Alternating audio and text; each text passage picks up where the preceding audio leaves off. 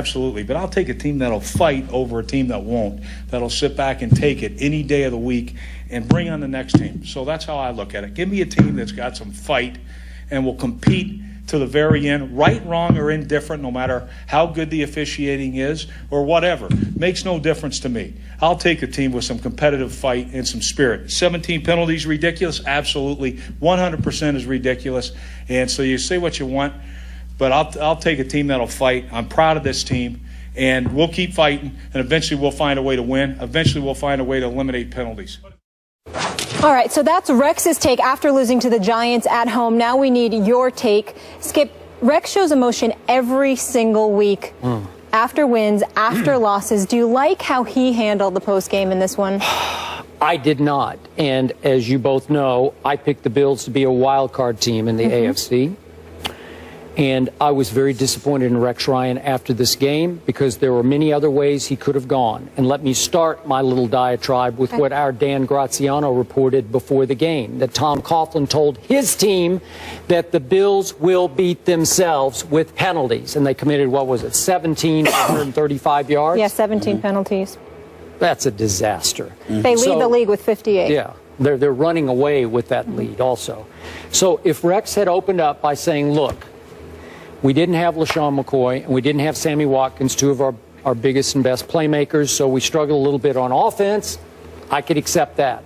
If he would then go to the penalties and say, hey, coaching does play some role in the number of penalties that we've committed, but he took no blame at all for the penalties committed when he should have. And then when he talks about, I'll stick with a team that will fight, did they look like they fought on the Rashad Jennings run that broke the game open from 17 to 10 to 24? He swat to the side like the guy. Look at that. Look at this run. Two. Now watch this guy right here. Up. Get out of my way. And got hurt on the play. baby. Way to go. We go watch this all day. 10. Way to go, Rashad. Rashad had like no yards to that point, and he shrugged off 3 completely uninspired, non-fighting Buffalo Bills. Are you kidding me? That broke. They're 17 to 10. They could have stopped him if the first tackle is made. Maybe we're having a different conversation right now.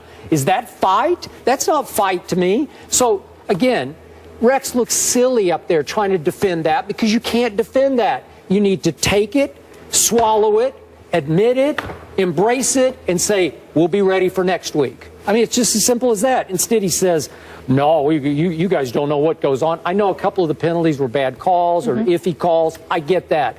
But after a game in which you commit 17 and now you become a target for officials because they're just going to say, oh, it's the Bills, throw the flag, because you know they're going to commit a whole bunch of penalties anyway. That's at least 50% of that is on the coaching staff. I'm sorry, we talked about this the other day. Rex didn't love it. Maybe take a page out of Bill O'Brien's book there with blaming it all on himself. You know, Skip, it's interesting. I was trying to find the date, and forgive me, I couldn't locate when it was. But being from New York, unlike you two, and being connected with the New York media, which you both are to some degree, in all seriousness, understanding the delicacies that involve Rex Ryan whenever he goes against Tom Coughlin. What Rex did was use that to disguise the ultimate level of frustration, because Tom Coughlin gets a kick out of beating Rex Ryan. He is the antithesis of Rex Ryan. And I mean no disrespect to Rex Ryan, because I think he's a fabulous defensive coach. He should be applauded for the 2 AFC championships that he delivered to New York, AFC championship games, that is. Even though it was time for him to go, which he admitted in New York, there is no doubt that it was good for him to be a head coach. I actually thought he would go for the Atlanta job as opposed to the Buffalo job at the time that it happened, even though Dan Quinn is obviously doing a phenomenal job thus far. But I say all of that to say, Tom Coughlin, I don't know him at all. Don't know him personally, don't know him professionally. I don't know Tom Coughlin at all. Never spoke to him.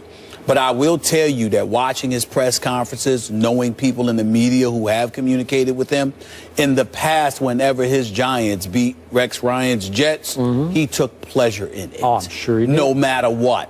Because of one reason and one reason only. Rex is the antithesis of him. Rex is about bluster. Rex is about headlines. Rex is about... Tom Coughlin is about business. He's old school. Tom Coughlin is old school. He's about showing up. He's about getting the job done. He's about going home. That's Tom Coughlin. Want to go home with his children, his grandchildren? Sure. That's Tom Coughlin, okay? He is the ultimate disciplinarian in terms of just disciplining himself and doing things, quote unquote, the right way. Yep. Rex Ryan is more modern. And Rex Ryan wants to blow and bluster and all of that stuff. What needs to be said today, in my estimation, I watched the Giants pick apart the Buffalo Bills, get a lead, was up 16-3 for most of the game. Here's what the reality is that this team is not living up to the expectations Skip Bayless and others have projected about them. And that is an ultimate indictment against Rex. More so than ever than when he was at the Jets. Do you know why? Because Tyrod Taylor has been playing better than any quarterback Rex Ryan has ever had. That's true. And that includes Mark Sanchez. Until yesterday. Well, I'm just saying, until yesterday. So what I'm saying to you is when you take that into account, along with the personnel that you have on your defense, why do you come into these games ill-prepared? You bloviated ad nauseum leading into the New England Patriots, and we had Sports Center up there live with the wonderful matriarch of sports television, as far as I'm concerned, and Hannah Storm. What happens? Y'all get blown out the water for the first three quarters. For the first 3 quarters. Yep. And then yesterday you seem ill-prepared as well. So it's one of those situations where I think Rex was wrong because he was really speaking to his frustration of losing to Tom Coughlin, in my opinion.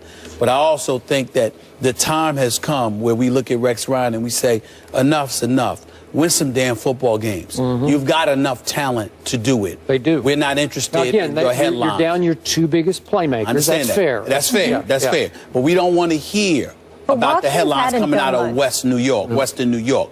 We want to see W's. Figure it out. You were going against a New York Giants team that don't have all their pieces either. Correct. And you have your defensive pieces.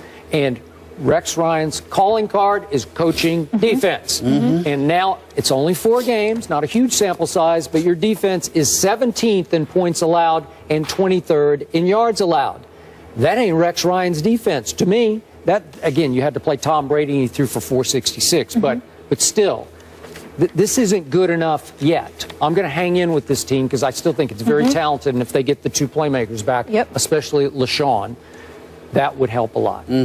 Players do love playing for him. There's never been a question about that. Kevin Durant, meanwhile, has some strong words for our very own Stephen A. Smith.